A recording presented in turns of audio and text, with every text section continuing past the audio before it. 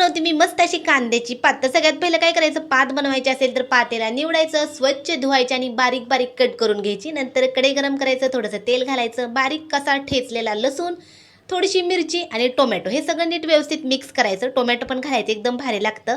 तर इथं बघू शकता आम्ही पात अशी कट करून ठेवली. नंतर ही कट केलेली पात, आता एवढं सगळं होतंय ना तोपर्यंतच थोडीशी मटकीची डाळ पण भिजत घालायची.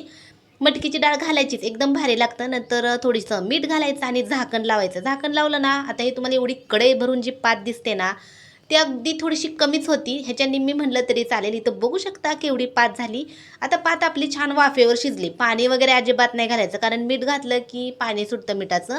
नंतर जाडसर शेंगदाण्याचा कूट किंवा बारीक घातला तरी चालतंय. नीट व्यवस्थित मिक्स करायचं आणि एकदम छान टेस्टी टेस्टी अशी आपली कांद्याची पात तयार झाली. आता ही पात ना मक्याच्या भाकरीसोबत खायची एकच नंबर लागते. कशी पात झाली नक्की सांगा आणि चला बाय, या जेवण करायला.